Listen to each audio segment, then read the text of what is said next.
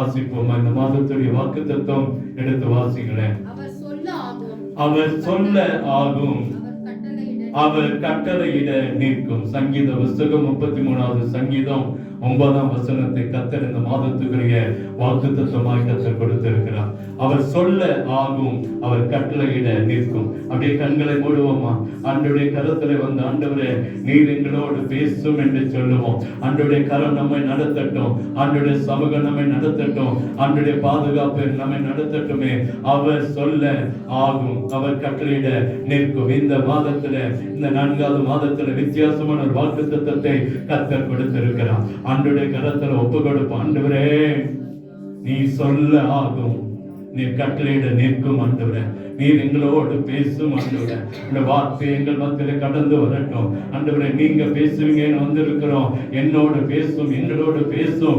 ஒரு விசை உம்முடைய கரம் எங்களோடு இருக்கட்டும். ஆண்டவர் ஒரு அற்புதம் நடக்கட்டும், உடைய ஆளுகை காணப்படட்டும். ஆண்டவரே என்னை மறைத்து நீங்க வெளிப்படுங்க, உங்க நாமமே படட்டும். இயேசுவின் இன்ப நாமத்தில் ஜெபிக்கிறோம் அன்பின் நல்ல தகப்பனே, ஆமென், ஆமென். அப்படியே உட்காருவோம். கர்த்தர் நல்லவர். சொல்றார், இந்த மாசத்துல நான் சொன்ன ஆகும், நான் கட்டளையிட்டா நிற்கும். அவர் சொல்றார், நான் இல்ல, இயேசு சொல்றாரு, நான் சொன்னா ஆகும், நான் கட்டளையிட்டா என்ன செய்யும்? நிற்கும். இந்த மாசத்துல எதை நிற்க வைக்கிறாரோ அவர் கட்டளையிடுவார், எதை செய்கிறாரோ அதற்கு அவர் சொல்லுகிறார். அவ்வளவு ஆண்டவர் வார்த்தை பாருங்க.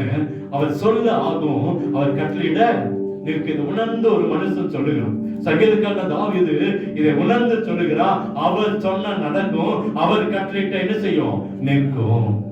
அப்ப அவர் சொல்லுகிறதை நடத்துகிற செய்கிற ஆண்டவர் அவருக்கு எவ்வளவு வல்லமை இருக்கும் பாருங்க. அல்லேலூயா. வியாதிகள் மாறும், அற்புதங்கள் நடக்கும், மேன்மையான காரியம் நடக்கும், விடுதலை உண்டாகும், மரித்தவர்கள் கூட உயிரோடு எழுப்ப அவரால் முடியும். தெய்வீகமானவர். அவர் எப்படிப்பட்டவர்? தெய்வீகமானவர். அவருக்கு அதிகாரம், சகல அதிகாரம் இருக்கிறது. இந்த உலகத்தில் இருக்கிறவனை காட்டிலும் சகலத்திலும் அதிகாரம் படைத்தவர் அவர்தான். அதனால்தான் சொன்னார், என்னுடைய துதியை வேறு ஒருவனுக்கு நான் கொடுக்க விட மாட்டேன். அவருடைய துதி, அவருடைய கணம், அவருக்கு அவருடைய மகிமையை வேறு ஒருத்தருக்கு அவர் செய்ய மாட்டாரு. ஏன்னா அவர் சொன்னதான் நடக்கும், அவர் கட்டளையிட்டாதான் நிற்கும். வேதாகமத்துல வாத்து பாருங்க, நிறைய காரியங்கள் அவர் செய்யலாம், நம்ம தடை பண்ணணும்னு நினைக்கலாம். ஆனா அவர் சொன்னாதான், அவர் செஞ்சாதான், அவர் நினைச்சாதான் தடைகளை உண்டாக்க முடியும். அவர் சொன்னா கர்த்தர் அற்புதத்தை செய்கிற ஆண்டவர். அல்லேலூயா. எவ்வளவு பெரிய தேவன், வல்லமையுள்ள தேவன், அதிசயமானவர், அற்புதமானவர். நீங்களும் நான் ஆராதிக்கிற தேவன் சாதாரணமான அல்ல. சாதாரணமான தேவத்தை நாம் தேடி வரல. நம்ம தேவன், ஆராதிக்கிற தேவன் வல்லமை உள்ளவர், சர்வ வல்லமை உள்ளவர், சர்வ வியாபி, சர்வ ஞானி, சர்வத்தையும் ஆளுகிறவர், சர்வத்தையும் படைத்தவர், சர்வத்துக்கும் எஜமானன்.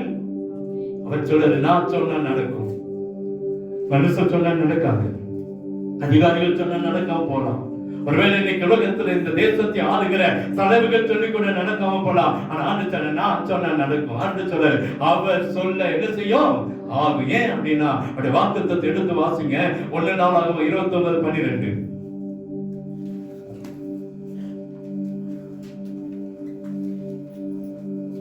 1 நாளாகமம் 29:12 பாருங்க. ஏன் அப்படின்னா அவர் சொல்றாரு, நான் சொன்ன ஆகும், நான் கட்டளையிட நிற்கும். ஏன் சொல்றாருன்னா, ஐஸ்வர்யமும் கனமும் உம்மாலே வருகிறது. ஐஸ்வர்யமும் கனமும் உம்மாலே வருகிறது. தேவரீர் எல்லாவற்றையும் ஆளுகிறவர். உம்முடைய கரத்திலே சத்துவமும் வல்லமையும் உண்டு. எவரையும் மேன்மைப்படுத்தவும் பலப்படுத்தவும் உம்முடைய கரத்தினாலே ஆகும். நம்ம எல்லாம் சேர்ந்து வாசிக்கலாம். அந்த பகுதியை எல்லாம் எடுத்து வைத்துக் கொள்ளுங்க. அந்த சம்பவத்தை, அந்த வசனத்தை நம்ம எல்லாம் இன்னைக்கு வாசிக்க போகிறோம். பக்கம் 542வது பக்கம், சங்கீதம் 1 நாளாகமம் 29:12 பக்கம் 542 தேடிக்கொண்டிருந்தீங்கன்னா எடுத்துக்கங்க. பழைய ஏற்பாட்டுல 542வது பக்கம் எடுத்து வச்சுட்டீங்கன்னா நம்ம எடுத்து வாசிக்கலாம் எல்லாரும்.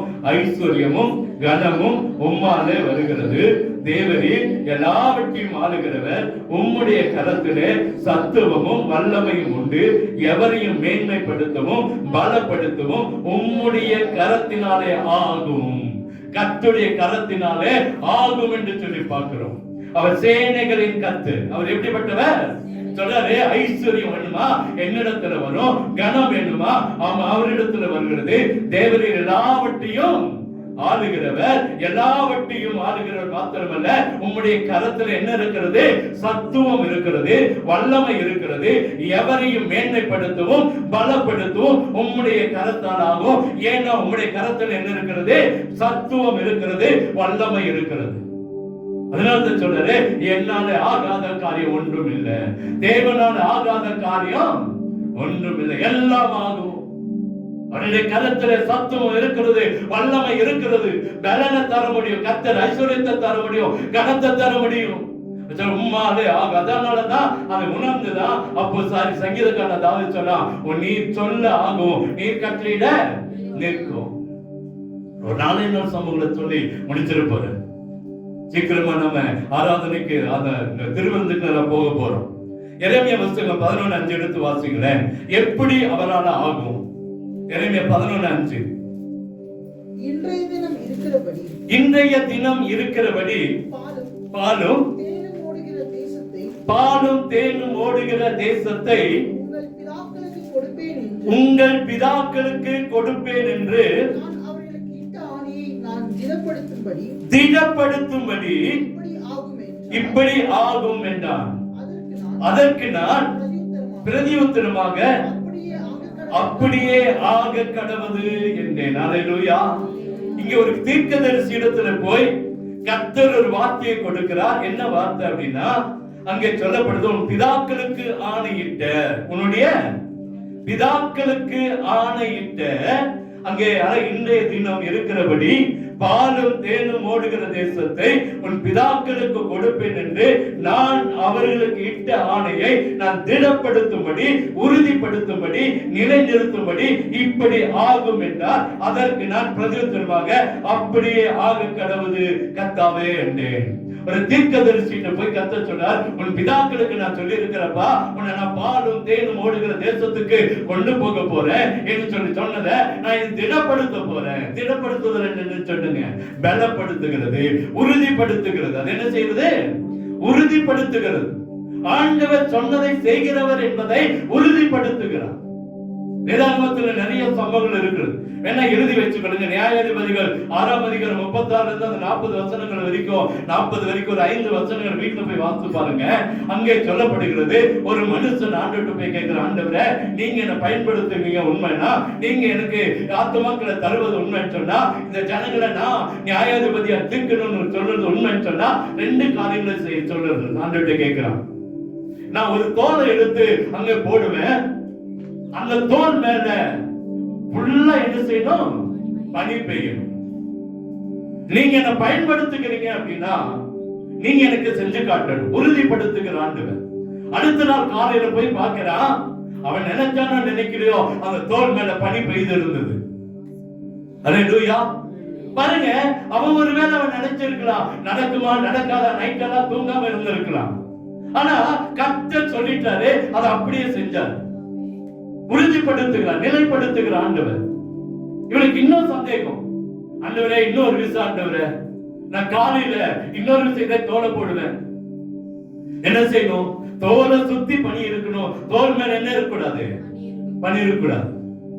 பாருங்க, அடுத்த நாள் காலை போய் பார்க்கிறான், அதே போல கெச்சு போட்டது போல தோலை சுத்தி என்ன இருந்துச்சுங்க?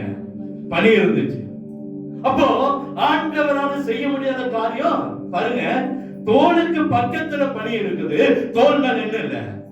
பனி இல்ல. முதல்ல தோல் மேல பனி இருந்துச்சு, தோலுக்கு பக்கத்துல என்ன இல்ல?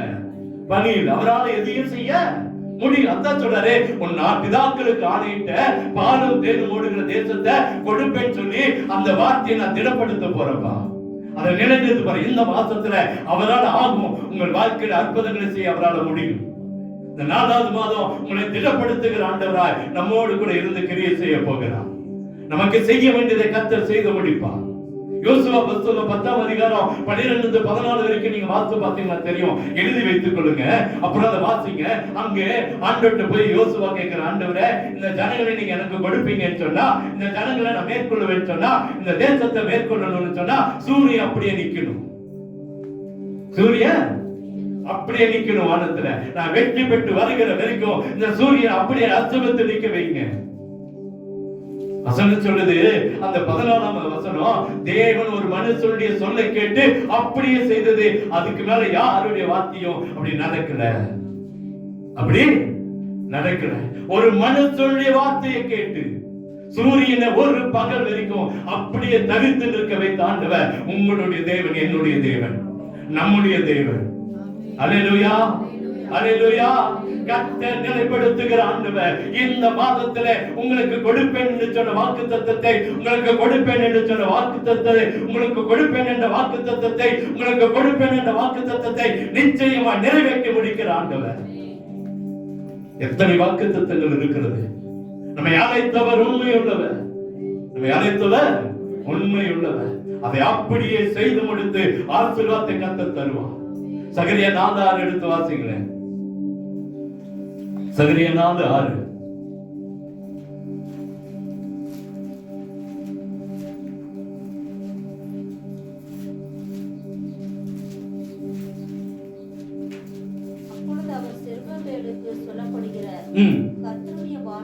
கர்த்தருடைய வார்த்தை என்னவென்றால், பலத்தினாலும் அல்ல, பராக்கிரமத்தினாலும் அல்ல, என்னுடைய ஆவியினாலே ஆகும் என்று சேனைகளின் கர்த்தர் சொல்லுகிறார். நம்ம பலத்தினால ஒருவேளை முடியாம வந்திருக்கலாம், நம்முடைய பராக்கிரமம் இதை செய்யாம வந்திருக்கலாம், நம்முடைய பணங்கள் நம்ம இதற்கு செய்யாம வந்திருக்கலாம், நம்முடைய ஓட்டம் இதை தடுத்து வைத்திருக்கலாம். ஆனா ஆண்டவர் என்னுடைய ஆவியினாலே ஆகும். இதுவரைக்கும் நடக்காத காரியங்களை கர்த்தருடைய ஆவியினாலே, கர்த்தருடைய அபிஷேகத்தினாலே நடத்தி காட்ட போகிறார். அங்கே சொல்ற, நான் திடப்படுத்துவேன், நான் என்ன செய்வேன், சொன்னதை செய்வேன். எதை சொல்லி இருக்கிற அதை செய்து முடிப்பார். இங்கே பார்க்கிறோம், என்னுடைய ஆவியினாலே ஆகும். பலத்தினாலும் அல்ல, பராக்கிரமத்தினாலும் அல்ல, என்னுடைய ஆவியினாலே ஆகும் என்று சேனைகளின் கர்த்தர். முதலில் பார்த்தா சேனைகளின் கர்த்தர். அல்லேலூயா. அந்த சேனைகளின் கர்த்தர் சொல்லுகிறார், இது நடக்கும். எது நடக்கும்? எந்த மாதத்துல கர்த்தருடைய ஆசீர்வாதம் நம்முடைய வீட்டுல வந்து தங்கும், நன்மைகள் தங்கும், அற்புதங்கள் நடக்கும், ஆசீர்வாதங்கள் பெருகும், கிருபைகள் பெருகும். இதுவரைக்கும் இருந்த பயங்களை கர்த்தர் மாட்டுவேன் சொல்றது அர்த்தம் என்னன்னா, தேவ ஆவியானவர் நம்ம இடத்துல கடந்து வந்தார்னா, நம்ம இடத்துல இருக்கிற நடுக்கம், நம்ம இடத்துல இருக்கிற திட, அதாவது அவிசுவாசம், நம்ம இடத்துல இருக்கிற ஐயோ என்ன நடக்குமோ என்றுதானே ஒரு பயம் மாறி கர்த்தர் ஒரு அற்புதத்தை செய்ய போகிறார். அல்லேலூயா. அப்போஸ்தலனாகிய பேதுரு லூக்கா சுவிசேஷத்துல வாசிக்கலாம். சரி, அப்போஸ்தல புத்தகத்துல 2ஆம் அதிகாரத்துல வாசித்து பார்த்தீங்கன்னா தெரியும். இதுவரைக்கும் பயந்து ஒளிந்து தேவனை மறுதலித்த ஒரு மனுஷன், கல்லறைக்கு கூட முந்தி ஓடி போயிட்டு ஒண்ணுமே பார்க்காம வந்த ஒரு மனுஷன். ஆனா அபிஷேகம் என்று சொல்லி வந்த உடனே, தேவ பலன் என்று சொல்லி வந்த உடனே எளிமை நிற்கிறான். 2:14 வாசிக்கிறோம். எளிமை நின்று அந்த ஜனங்களை பார்த்து சொல்லா, நாங்க குடிச்சு வெறிச்சலா இல்லையா? மனச்சொல்ல ஒருவேளை குடிச்சிட்டு இருப்பாங்க போல, இவங்க வெறிச்சிருப்பாங்க. இல்ல, நாங்க குடிக்கல, வெறிக்கல, தேவனுடைய நாமத்தினால நிற்கிறோம் என்று சொன்னான். தேவ அபிஷேகம் இந்த வருஷத்துல, இந்த வாரத்துல, இந்த மாதத்துல உங்களுக்குள்ள கர்த்தர் அபரிதமாய் கொடுக்க விரும்பி கொண்டிருக்கிறார். அன்னைக்கு ஜெபம் ஆண்டவர் முதலாவது என்ன பயன்படுத்துங்க, ஆண்டவர் என்ன பயன்படுத்துங்க. மற்றவங்களை பயன்படுறதான் பார்த்தோம். ஆத்துமா ஆத்துமான்னு சொல்லி நம்ம ஆத்துமா விட்டுட்டு அடுத்த ஆத்துமாவை குறை கொண்டு இருக்கிறோம். அதல்ல, முதலாவது என்ன என்ன என்ன பயன்படுத்துங்க ஆண்டவரே. சொல்றாரு, பலத்தினாலும் அல்ல, பராக்கிரமத்தினாலும் அல்ல, தேவ ஆவி உங்களிடத்துல இருக்கும் என்று சொன்னா நிச்சயமா ஒரு பெரிய அற்புதத்தை இந்த மாதத்துல கர்த்தர் உங்களுக்கு வைத்திருக்கிறார். இதுவரைக்கும் பயந்து போய் உட்கார்ந்த பேதுரு, இதுவரைக்கும் ஒளிந்து கொண்டிருந்த பேதுருக்கு தைரியம் எப்படி வந்துச்சு? தேவ அபிஷேகம். அந்த அதிகாரத்துல நீங்க வாசித்து பாருங்க. தேவ பலனை பெற்ற உடனே பேதுரு எளிமை நின்றான் என்று வேதத்துல வாசிக்கிறோம். தேவ அபிஷேகத்தை பெற்றுக் கொள்வோம். அல்லேலூயா. அதனால நடக்கும். அது முதல்ல பார்க்கிற கர்த்தர் நம்மளை திடப்படுத்துறா, செய்வேன் என்று சொல்லி இருக்கிறார். ஒரு அடையாளத்தை ஆண்டுகிட்ட கேட்போம். ஆண்டுகிட்ட கேட்டு இருக்கிறேன், ஆண்டவர் ஒரு அடையாளத்தை எங்களுக்கு என்ன செய்யுங்க, காட்டுங்க ஆண்டவரே. இங்க சொல்ற தேவ அபிஷேகம் நமக்குள்ள வரட்டும். தேவ அபிஷேகம் நமக்குள்ள இருந்துச்சுன்னா ஒரு அற்புதம் நடக்கும். நான் நிறைய நபரை சொல்லிட்டேன், தேவ அபிஷேகத்தை பெற்றுக்கொள்ளுங்க, தேவ அபிஷேகத்தை பெறாதுங்க, தேவ சமத்துல காத்திருங்க, தேவ எழுப்புதல் நம்மிடத்துல வரணும்னு சொன்னா நமக்குள்ள அபிஷேகம் வேணும். அபிஷேகம் இல்லைன்னா பரலோகத்துக்கு போக முடியாதுங்க, தெரியுமா? அபிஷேகம் இல்லைன்னா என்ன செய்ய முடியாது? பரலோக ராஜ்யம் சமீபமா இருந்தாலும் அதை பெற்றுக்கொள்ள முடியாது. அபிஷேகம் வேணும். நமக்குள்ள அந்த அபிஷேகம் இருந்தாதான் பரலோக ராஜ்யத்துக்குள்ள கடந்து போக முடியுமே. மூணாவது ஒரு காரியத்தை எடுத்து வாசிங்க, மத்தேயு 8:2-3. மத்தேயு 8:2-3.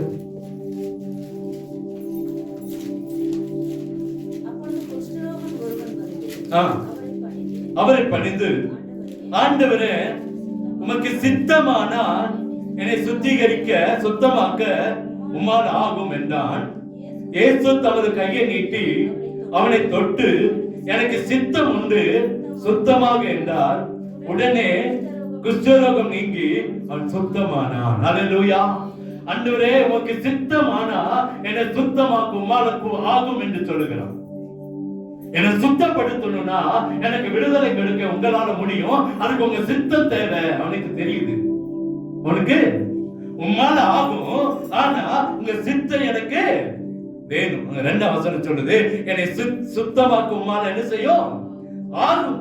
ஆனா மேல சொல்றா, ஆண்டவரே உமக்கு சித்தமானா என்னை தொட்டு என்ன செய்யணும்? தொட்டு அதை என்னை சுத்தமாக்கும்.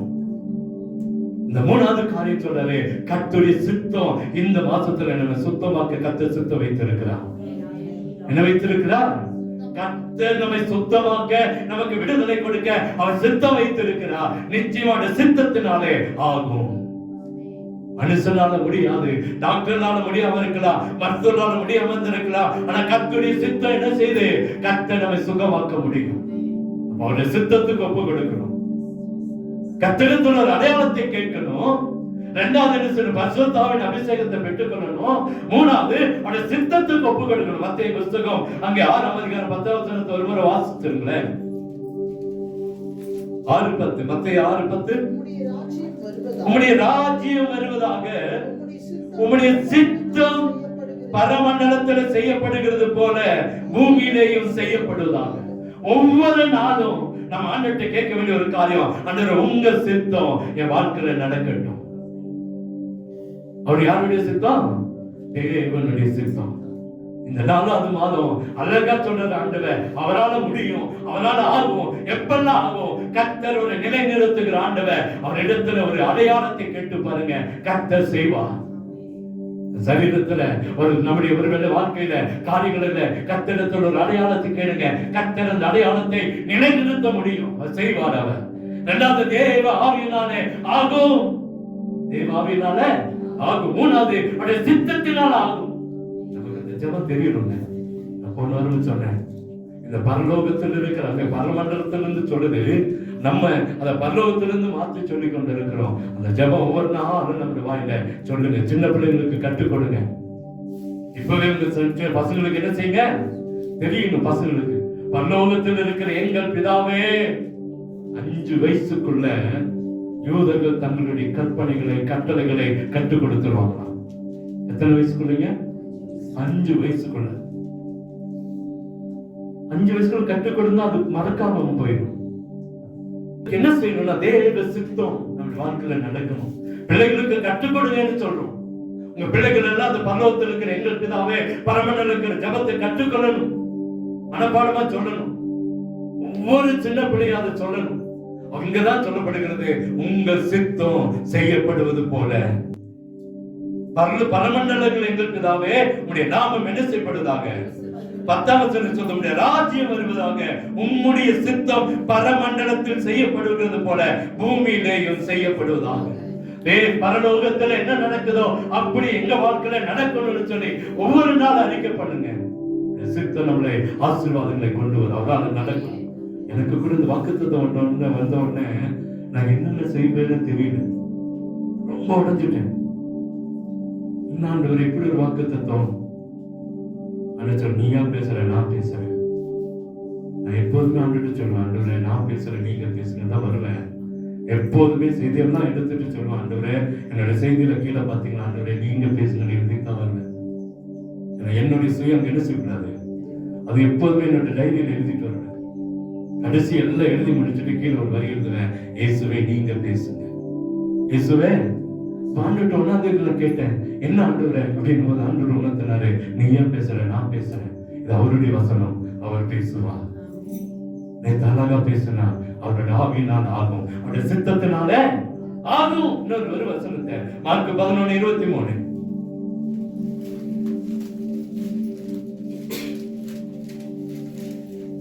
மார்க் 11:23.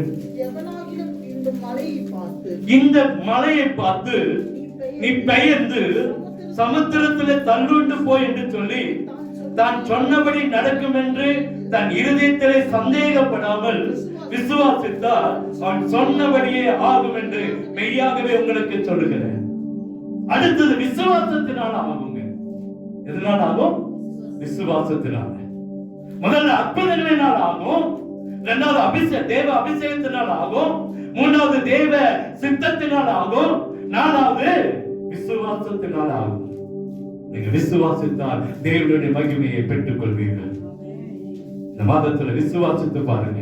என் கடை மாறும், என் வியாதி மாறும், என் தோல்வி மாறும், என் நஷ்டம் மாறும், என் பிரச்சனை மாறும், என் போராட்டம் மாறும். அன்றோட்ட சொல்லி பாருங்க, கர்த்தர் அதை செய்து முடிக்கிறவர்.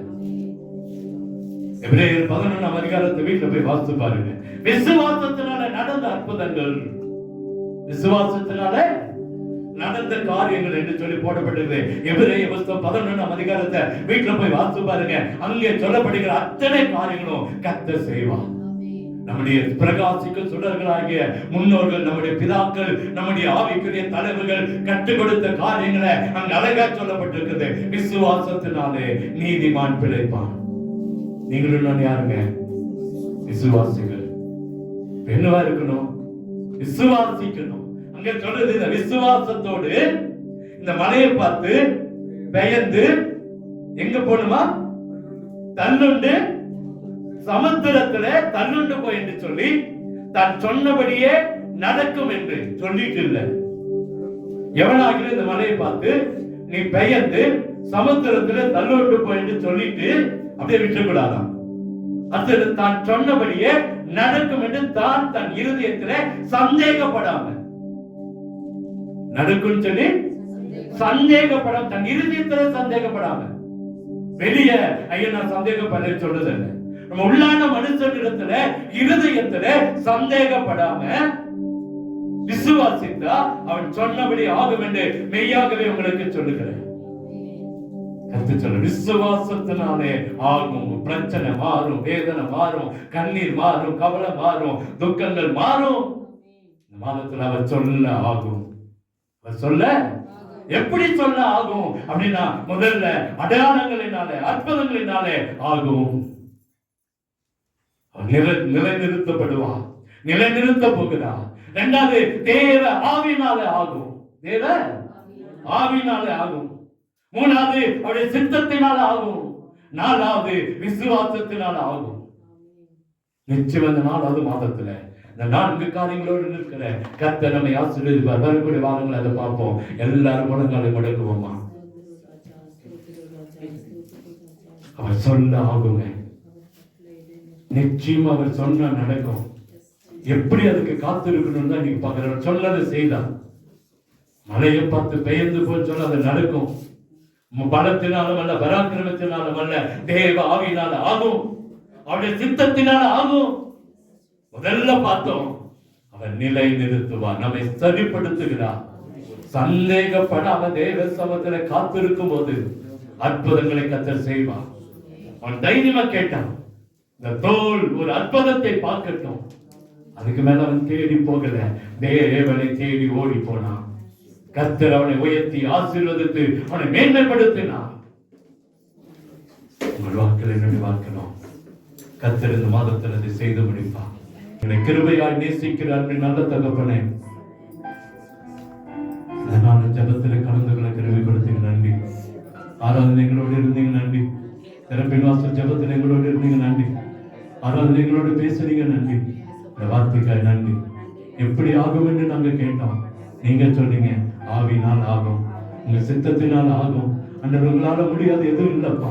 ஆண்டவரே விசுவாசத்தினால் ஆகும், அடையாளங்களினால் ஆகும் என்று சொன்னீங்கப்பா. எங்களுக்கு அப்படிப்பட்ட ஆசீர்வாதத்தை கொடுப்பீங்கன்னு சொல்லியிருக்கீங்க. கொடுத்து ஒவ்வொருவரையும் நீங்க ஆசீர்வதிங்கப்பா. நான் சொல்ல ஆகும், நான் கட்டளையிட நிற்கும் என்று சொன்ன ஒரு வேத வாக்கியம் ஒவ்வொரு வீட்டிலையும் நடக்கட்டும். நீங்க சொல்லுங்கப்பா, கடனை மாத்துங்கன்னு சொல்லுங்க, கண்ணீர் மாறட்டும்னு சொல்லுங்க, வெட்கங்கள் மாறட்டும்னு சொல்லுங்க, அவமானம் மாறட்டும்னு சொல்லுங்க, வியாதி மாறட்டும்னு சொல்லுங்க. நீங்க சொன்னா நடக்கும்னு சொல்றீங்களே, நீங்க சொல்லுங்கப்பா. சபைக்கு ஆத்துமாக்கள் தாங்கன்னு சொல்லி கேட்கிறோம், நீங்க சொல்லுங்க. ஆத்துமாக்கள் போங்கன்னு சொல்லி நீங்க அனுப்புங்கப்பா. நீங்க சொன்னா நடக்கும் சொல்லி பார்க்கிறோமே, செய்யுங்கப்பா. ஜெபிக்க வைக்க சொல்லுங்கப்பா, வேதத்தை வாசிக்க சொல்லிக் கொடுங்கப்பா. ஆண்டவர் எல்லா கர்த்தருடைய கரம் இருக்கட்டும். அந்த வந்தவனமாய் போகாதபடிக்கு ஆசீர்வாதத்தை அபரிதமாய் பெற்றுக்கொண்டு கடந்து போக உதவி செய்யும். கொடுத்த கரங்கள் ஆசீர்வதியும், இரட்டிப்பான ஆசீர்வாதங்களை கொடுங்க. எல்லாவற்றிலும் வாழ்ந்திருக்க உதவி செய்யுங்க, சுகித்திருக்க உதவி செய்யுங்க. இந்த மாதம் வீண் செலவுகள் வராதபடி, வீணோட்டங்கள் வராதபடி, கடன்கள் வாங்காதபடிக்கு ஆண்டவரே கடன்களை அடைக்கவும், ஆசீர்வாதங்கள் பெருகவும் உதவி செய்யுங்க. விருத்தி அடையட்டும். செய்கிற எல்லா காரியத்திலும் விருத்தி உண்டாகும். துஷ்ட மிருகங்களுக்கு தப்பி நடக்க உதவி செய்யும். வேண்டாத காரியங்கள் விலக்கி பாதுகாத்துக் கொள்ளும். சமாதானத்தை கெடுக்கிற காரியங்கள் மாறட்டும். சந்தோஷத்தை கெடுக்கிற காரியங்களை மாட்டி சந்தோஷம், சமாதானம், நிம்மதி, பாதுகாப்பு, பலன், ஆரோக்கியம், ஆசீர்வாதம் உண்டாகட்டும். அற்புதம் நடக்கட்டும். இயேசுவின் இன்ப நாமத்தில் ஜெபிக்கிறேன் நல்ல தகப்பனே.